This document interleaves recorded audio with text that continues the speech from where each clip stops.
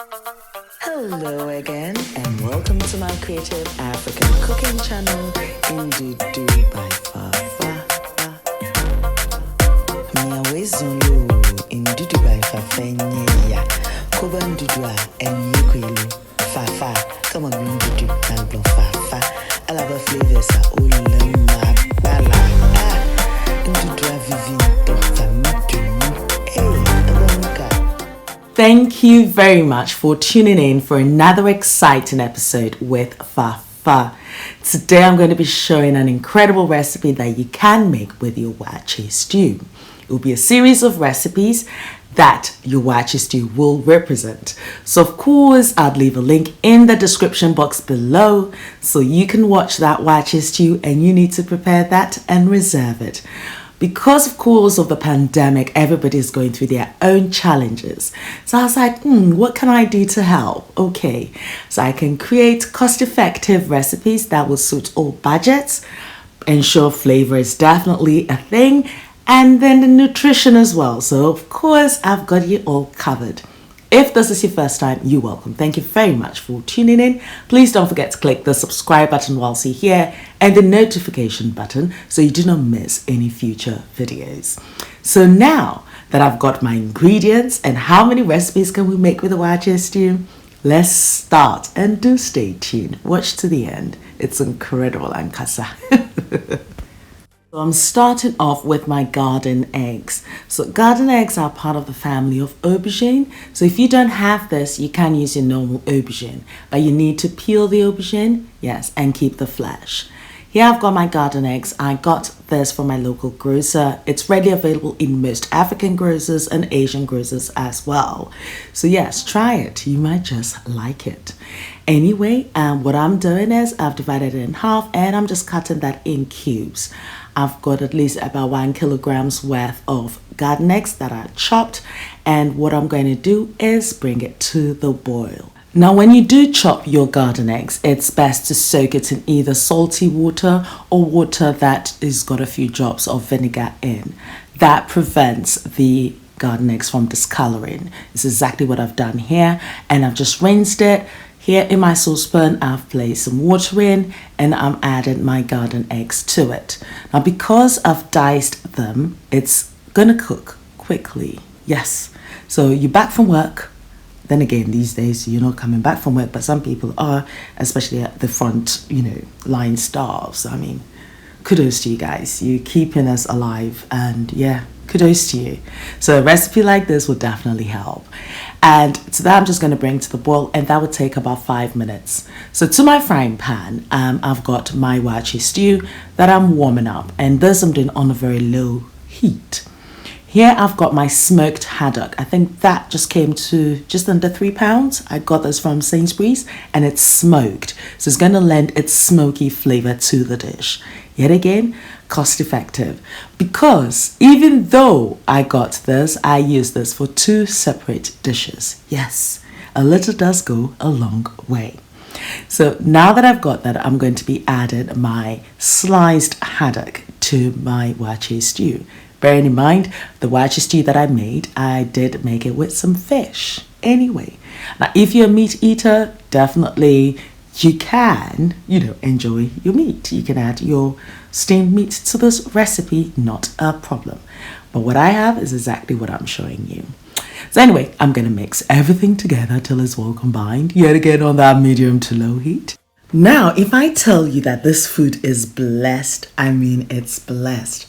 Because whilst I was doing the voiceover, I noticed that whilst I was cooking this dish, I was also having a conversation with my mum. So I was like, oh, should I just, mute it or just let you guys hear it a little bit? When I say this food is blessed, it's blessed with flavors. Have a listen a little bit. If you like it, leave your comments below, yes, and like the video and share with your family and friends. It's Sunday, by the way.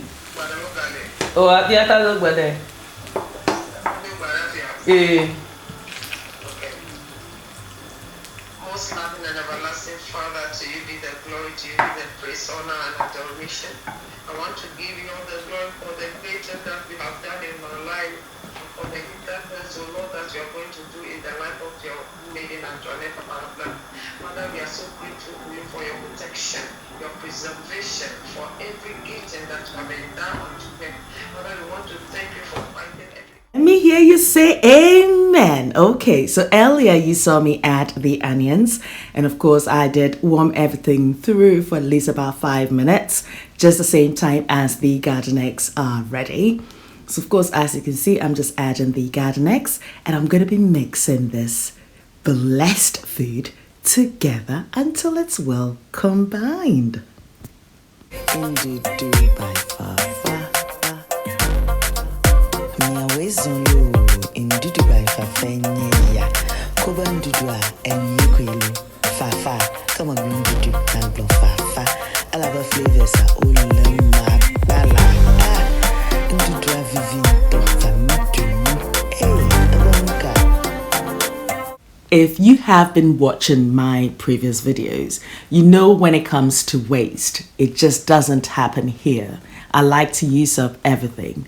And to allow the stew to have that saucy texture, I did scoop some of the water that I boiled the garden eggs in to my stew. And I'm mixing everything together until it's well combined. And I've only got about 5 minutes of cooking time, and this is going to be ready. Now, the exciting thing about this recipe is you can use it in many dishes, and the next video I would show you exactly what you can make, which is another Ghanaian classic. Yes, absolutely. You can enjoy this with your boiled yam, plantain, potatoes, rice, whatever carbohydrates you have available. Absolutely. So at this point, I think I need to add my salt to taste. Now, bearing in mind the Waakye stew did have salt. So whilst you're making this, just taste it. And if it doesn't require any further salt, omit it altogether. But if it does, then you do. Now, when it comes to a recipe is supposed to inspire you. You can then actually tailor it to your own personal preference. So this is more of a guidance, yes.